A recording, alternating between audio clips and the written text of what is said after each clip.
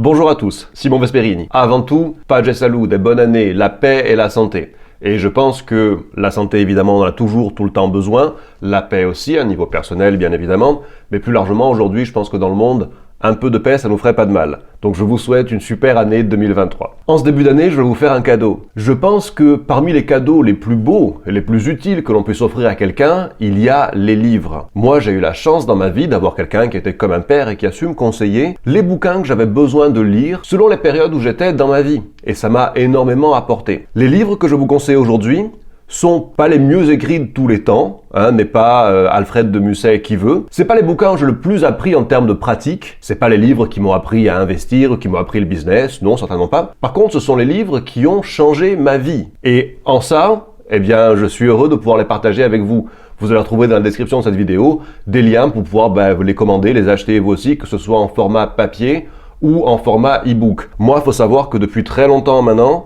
je lis mes bouquins sur mon iPad. Et ça me permet d'avoir tous les livres que je veux, n'importe où dans le monde, avec moi tout le temps. C'est vrai, le toucher du papier, tourner les pages, l'odeur des vieux livres, ouais, je suis d'accord. Mais je me souviens de l'époque où je voyageais avec un sac plein de CD et de livres. Et en plus, le CD que je voulais écouter ou le livre que je voulais lire, évidemment, je n'avais pas avec moi. Là, récemment, je me suis refait, j'ai pas terminé encore, l'intégrale d'Alexandre Dumas.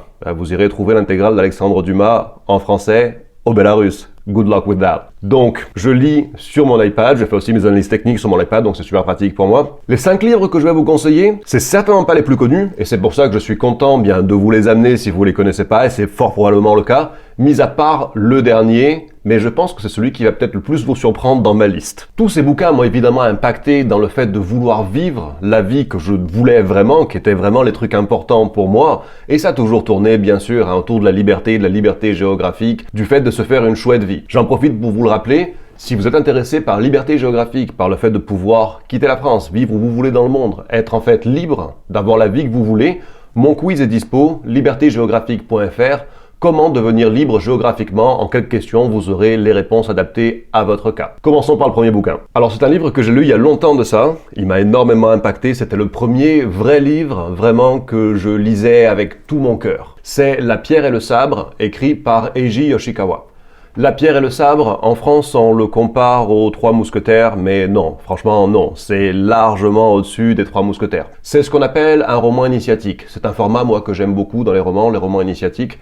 En fait, ça retrace la vie du sans doute plus célèbre samouraï japonais qui était Miyamoto Musashi. Ce bouquin, moi, il m'a donné envie de me perfectionner dans les trucs qui me plaisaient, dans les trucs que je savais faire, de devenir en fait le meilleur que je pouvais dans mes trucs, parce que le bouquin, en fait, il t'inspire à comprendre que si tu te perfectionnes, si tu es vraiment bon dans quelque chose, tu pourras voyager, rencontrer plein de gens, découvrir le monde, être libre, être quelqu'un, vraiment en te perfectionnant dans ta discipline. Et c'est l'exemple de Miyamoto Musashi. Et il y a aussi, bien sûr, toute une philosophie de vie, tout ce courage, le Japon médiéval, quoi. C'est aussi quelque chose qui m'a fait aimer le Japon à une époque où je ne connaissais rien du Japon. Seconde recommandation à présent. Alors c'est un bouquin, moi, que j'ai lu à l'époque en anglais, de Glass Beat Game. En français, je viens de me rendre compte qu'il s'appelle Le jeu des perles de verre. C'est un livre écrit par Hermann Hesse.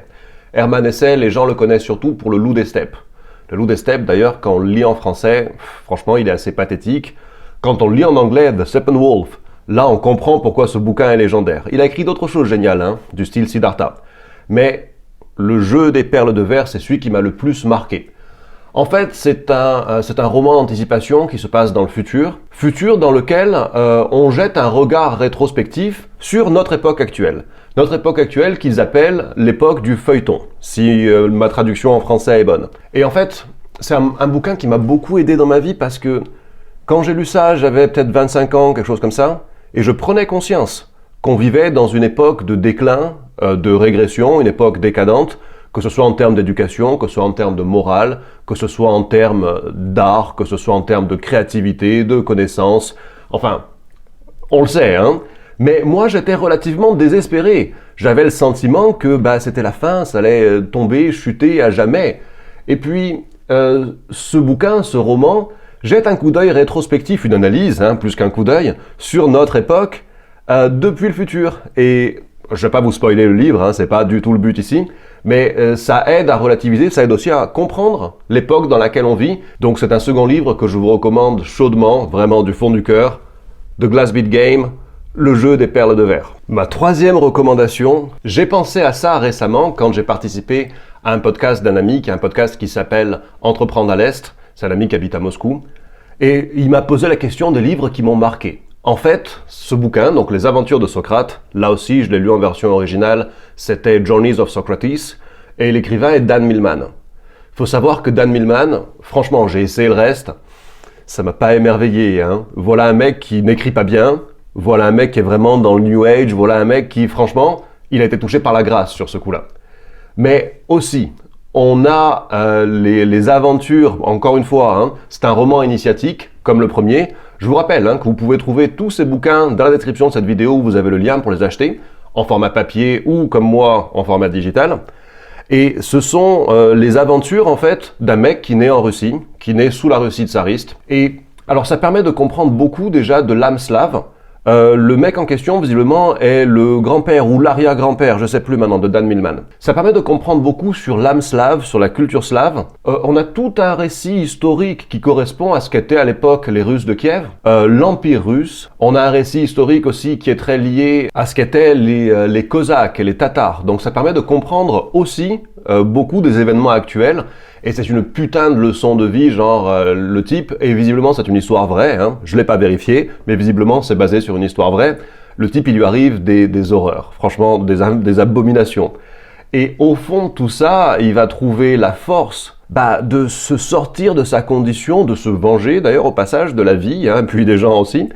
Et toujours avec cette idée de transcendance et de transhumance. C'est un mec qui change de pays plusieurs fois.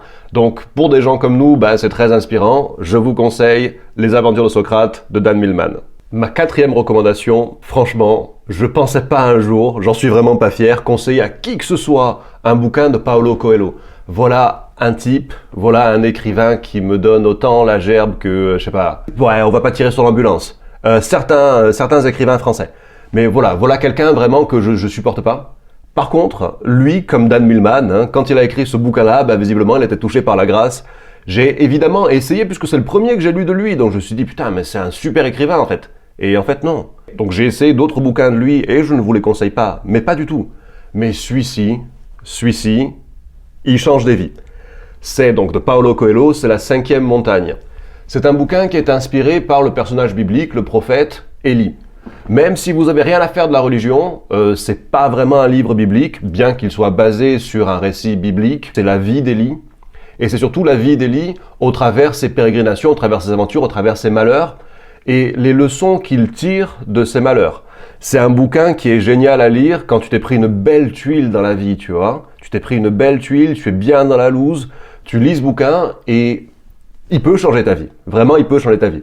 Mon passage préféré, j'ai réouvert la page juste pour la peine parce que voilà, je m'en souviendrai toute ma vie. Alors, je vais rien spoiler, mais il faut savoir que voilà, à ce moment-là, Élie, vraiment, il lui est arrivé, mais voilà quoi, VDM à fond. À ce moment-là, Élie, il en peut plus et il part tout seul, tu vois, et il va se laisser mourir. Hein. Et à ce moment-là, il voit un ange. Et il est très en colère contre l'ange, en fait. Et ça peut se comprendre, hein, à juste titre. Franchement, à juste titre. Et il le blâme, et il dit, mais pourquoi ça se passe comme ça? Pourquoi la vie est comme ça? Pourquoi la vie est injuste? Pourquoi est-ce que le Seigneur choisit la tragédie pour écrire l'histoire des hommes? C'est exactement ce qu'il lui dit. Et l'ange, il lui répond, tu sais pas de quoi tu parles. Il n'y a pas de tragédie. Il y a seulement l'inévitable. Tout a sa raison d'être, et c'est à toi de savoir distinguer ce qui est passager de ce qui est définitif. Bien sûr, Élie, après tout ce qu'on lui a fait, tout ce qui lui est arrivé, il en a vraiment... Et il se tourne vers l'ange et lui dit, mais qu'est-ce qui est passager? Et l'autre, il lui répond, ce qui est passager, c'est l'inévitable. Ce qui est définitif, Élie, ce sont les leçons de l'inévitable. Et je vous le conseille vraiment, vraiment. C'est le 4e bouquin, la 5e montagne, Paulo Coelho. Le 5e livre qui a changé ma vie, à ce moment-là, franchement, c'est le livre le plus connu de l'humanité. Pourtant, pas grand monde l'a vraiment lu. Évidemment, c'est la Bible. Alors vous allez me dire, mais c'est super chiant comme lecture. Ah oui, c'est sûr. Hein. Si vous allez vous frapper les lettres aux Corinthiens, là, si vous allez vous frapper l'Apocalypse où on dirait que le type il est sous LSD, ouais, non, c'est sûr que c'est un peu chiant. Par contre, lisez maintenant les évangiles. Lisez les évangiles comme si c'était ce que c'est, l'histoire d'un homme. Et franchement, cette histoire de cet homme, c'est peut-être l'histoire la plus fabuleuse qui ait jamais été contée. au sujet de l'homme le plus remarquable qui ait jamais existé. Et on termine la lecture en se disant, mais après tout, est-ce qu'il a vraiment existé? Vous pouvez tout à fait vous poser la question, est-ce qu'il a vraiment existé? Je vous répondrai que s'il n'avait pas existé, il aurait fallu l'inventer. Lisez les évangiles, lisez-les comme vous liriez un livre, un roman, parce que c'est ce que c'est une histoire. Lisez cette histoire si vous ne l'avez pas encore lue. Vous retrouverez chacun de ces livres en description de cette vidéo, à part le dernier, bien sûr, j'aurais vraiment pas besoin de vous aider là-dessus. Je vous rappelle que mon quiz est dispo, mon quiz sur liberté géographique. Prenez-le, c'est gratuit, il est aussi en description de cette vidéo ou simplement sur libertégeographique.fr. Je vous remercie, je vous réitère mes vœux d'une super bonne année. Mettez-la à profit, putain, 365 jours.